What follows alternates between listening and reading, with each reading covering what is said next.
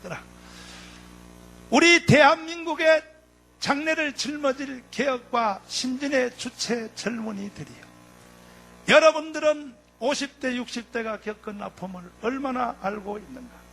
그대들은 조국을 위하여 과연 얼마만큼 땀과 눈물을 흘렸는가? 지금 여러분들이 누리는 풍요로움 뒤에는 지난날 50대 60대들의 피와 땀과 눈물이 있었다는 사실을 결코 잊어서는 안 된다. 아멘 해요. 54 안 붙인 4자 밑에는 전부 크게 아멘 해. 아멘. 두 손 들고 아멘. 아멘 하는 사람은 전당 못 가. 5.16 직후 미국은 혁명 세력을 인정하지 않았다.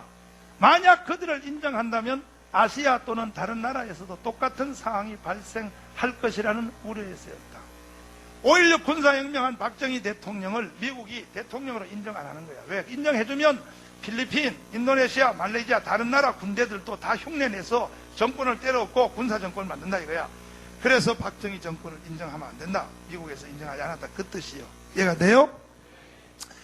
그때 미국은 주둔 원조도 중단했고 당시 미국 대통령은 존 F 케네디, 박정희 소장은 케네디를 만나기 위해 태평양을 건너 백악관을 찾아갔지만 케네디는 끝내 박정희를 만나주지 않았다. 호텔에 돌아와 빈손으로 귀국하려고 짐을 싸면서 박정희 소장과 수행원들은 서러워서 한없는 눈물을 흘렸었다. 가난한 한국에 돈 빌려줄 나라는 지구 어디에서 없었고 지푸라기도 잡고 싶은 마음에 우리와 같이 공산주의와 분단된 동독과 대치한 서독에 돈을 빌리러 대사를 파견해서 미국의 방해를 무릅쓰고 1억 4천만 마르크를 빌리는 데 성공했다. 당시 우리는 서독이 필요로 한 간호사와 광부를 보내주고 그들의 봉급을 담보로 잡히고 그들의 봉급을 담보로 잡혔다. 고졸 출신 파독 광부 500명을 모집하는데 4만 6천 명이 몰렸어. 광부를 선발하는데 그들 중에는 전교 대학을 나온 학사 출신이 수두룩했다. 면접 볼 때 손이 고와서 떨어질까봐 까만 연탄에 손을 디비며 거친 손을 만들어 면접하게. 이해가 돼요? 왜냐하면 서독 가서 광부를 일을 할 사람을 뽑는데 우리나라 대학 출신들이 다 왔는데 대학 출신들을 보내면 광부 일 못한다고 가서 다시 쫓겨오니까 선발할 때 뭐 했냐? 거기는 손을 보고 선발. 손을 막노동하는 것은 손, 육체적. 그러니까 손이 고운 사람은 다 자른 거야. 손 고운 일 안 해본 사람이니까. 그래서 그걸 합격하라고 일부러 손을 땅바닥에 비벼가지고 연탄에다 막 비벼가지고 거친 손을 만들어가서 합격하려고 그랬다 이거예요. 대학 출신들이 3D 업종을 뭐 안 한다고? 아이고 우리는 그때 그런 형편이 아니요. 서독 항공기가 그들을 태우기 위해 온 김포공항에는 간호사와 광부들의 가족, 친척들이 흘리는 눈물로 눈물바다가 되어 있었다. 낯선 땅 서독에 도착한 간호사들은 시골 병원에 뿔뿔이 흩어졌다. 말도 통하지 않는 여자 간호사들에게 처음 맡겨진 일은 병들어 죽은 사람의 시신을 닦는 일이었다. 어린 간호사들은 울면서 거즈에 알코올을 묻혀 딱딱하게 굳어버린 시체들을 이리저리 굴리며 닦았다. 하루 종일 닦고 또 닦았다. 남자 광부들은 지하 1000m 이상의 깊은 땅 속에서 그 뜨거운 지혈을 받으면서 열심히 일했다. 하루 8시간 일하는 서독 사람들에 비해 10몇 시간을 그 깊은 지하에서 석탄 캐는 광부의 일을 했다. 서독 방송 신문들은 대단한 민족이라며 가난한 한국에서 온 여자 간호사와 남자들에게 찬사를 보냈다. 세상이 어쩌면 저렇게 억척스럽게 일할 수 있을까 해서 붙여진 별명이 코리안 엔젤이라고 불렸다.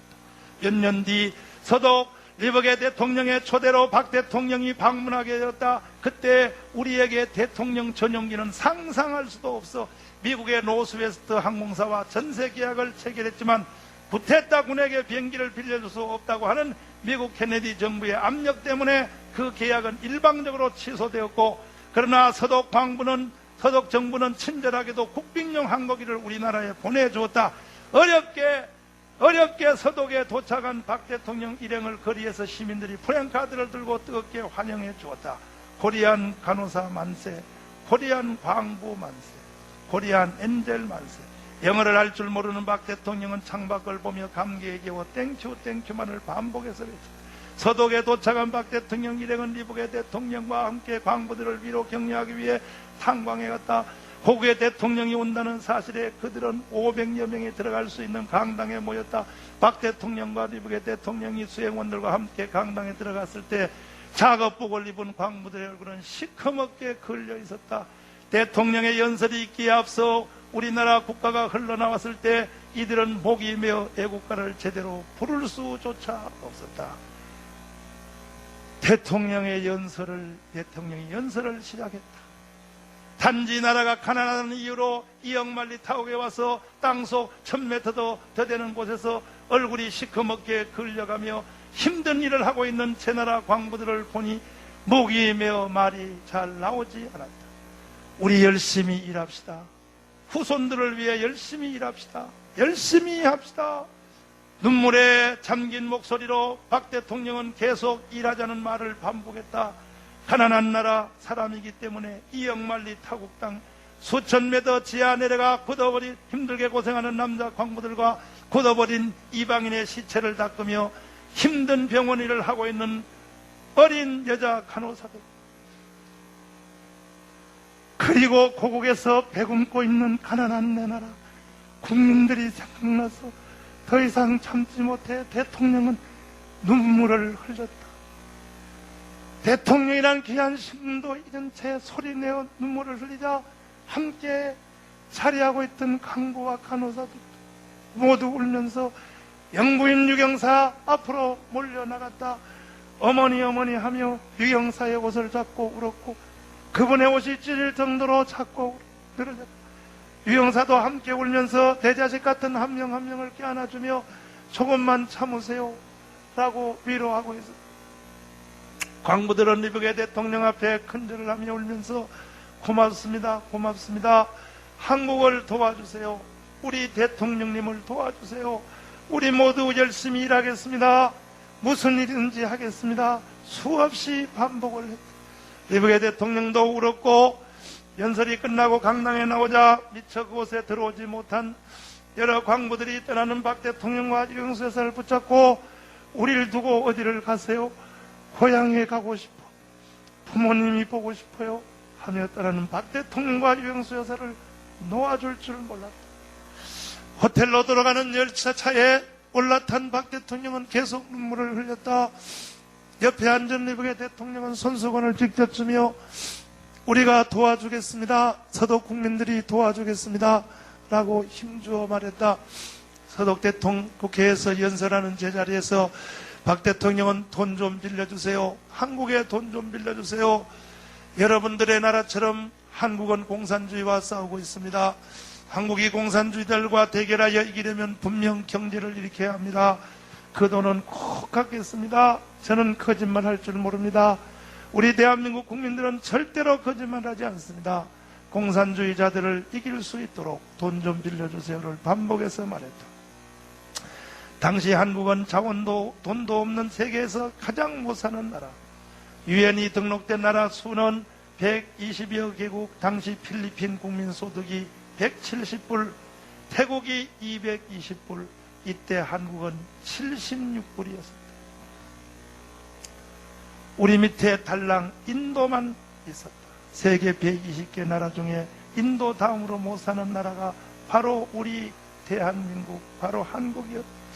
1964년 국민소득 100달러, 이 100달러를 위해 당군 할아버지부터 무려 4600년이라는 긴 세월이 걸렸다. 이후 그대들이 말하는 이른바 우리 수구, 보수 수구 세력들은 머리카락을 잘라 가발을 만들어 외국에다 내다 팔았다. 동네마다 엿장수를 동원하여 머리카락 파세요, 머리카락을 파세요 하며 길게 따느린 아낙네들의 머리카락을 모았다. 시골에 나이 드신 분들은 서울에 간 아들놈 학비 보태주려고 머리카락을 잘랐고 먹고 살 쌀을 사기 위해 머리카락을 잘랐다. 그래서 한국의 가발 산업은 발전하게 되었던 것이다. 또한 싸구려 플라스틱 예쁜 옷을 만들어 외국에 팔았다. 고민형을 만들어 외국에 팔았고 전국의 지잡기 운동을 벌여 깃털로 일명 코리안 윙크를 만들어 외국에다 팔았고 돈 되는 것은 무엇이든지 다 만들어 외국에 팔았다.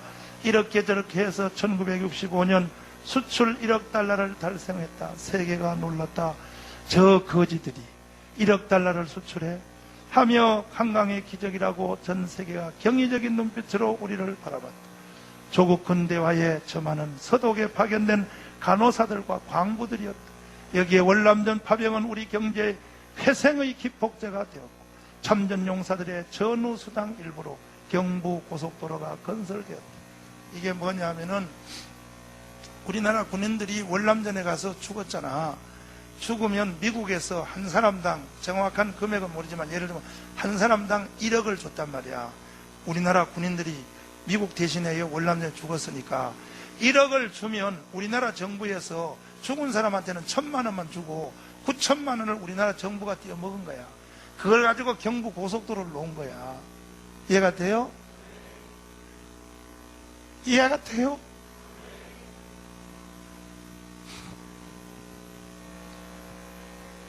이를 바탕으로 우리 한반도의 동맥이 힘차게 흐르기 시작했다.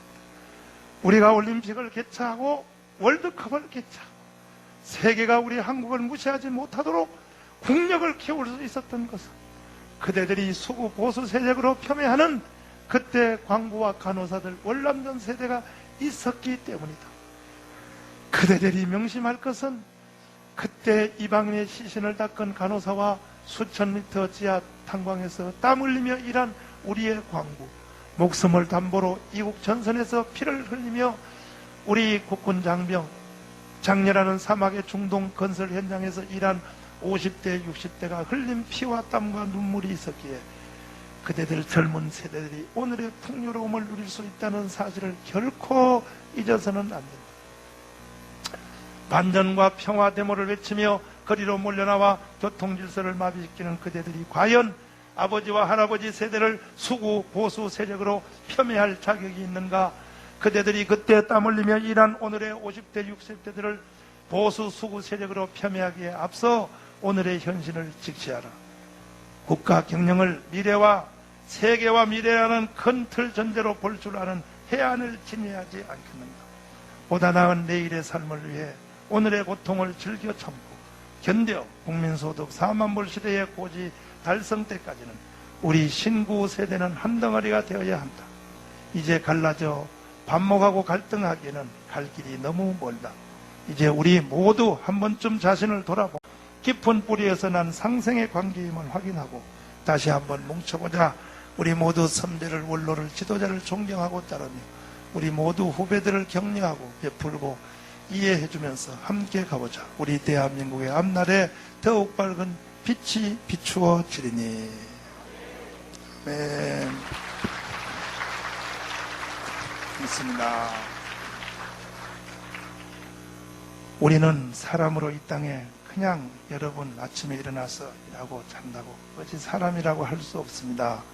여러분 잘 이 집사님이 육군사관학교 별 3개짜리 집사님이요.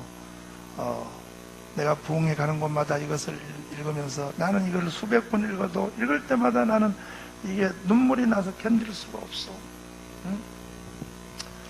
그러니까 여기서 지금 나오는 말에 뭐가 나오냐고.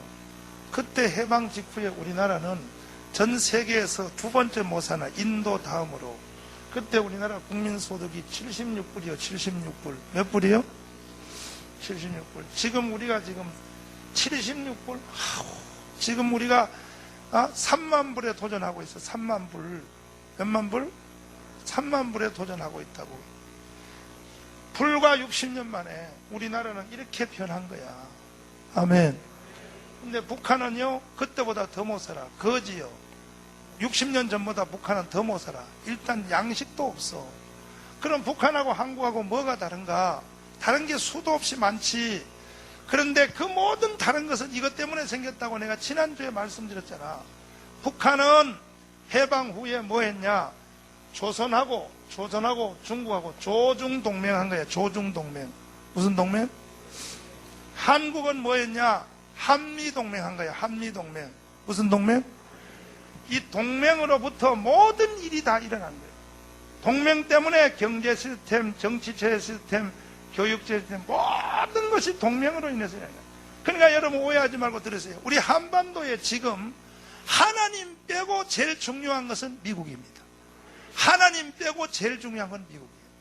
한미 동맹이 무너져 버리면요, 이건 한반도로 날아가 버려요.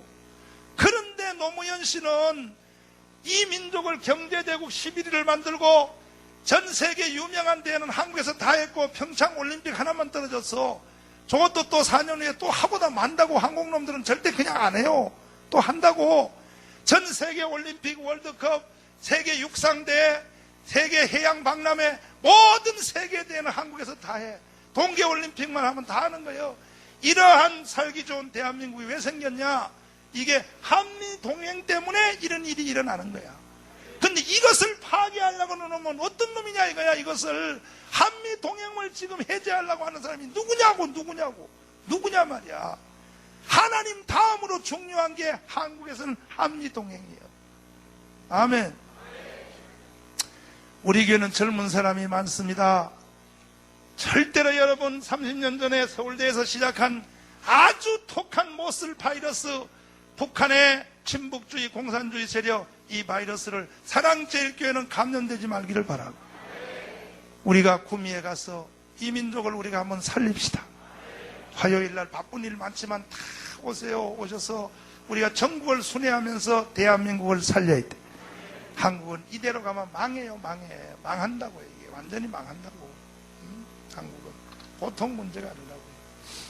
자, 그렇지만 하나님은 항상 위기 때마다 하나님이 지도자를 세워서 한국을 건져주셨어. 여러분들이 이 시대에 지도자가 되어보십시오. 나도 되어볼 테니까 옆사람 손잡고 자, 이 민족을 살리는 지도자가 됩시다. 아멘. 할렐루야. 아멘.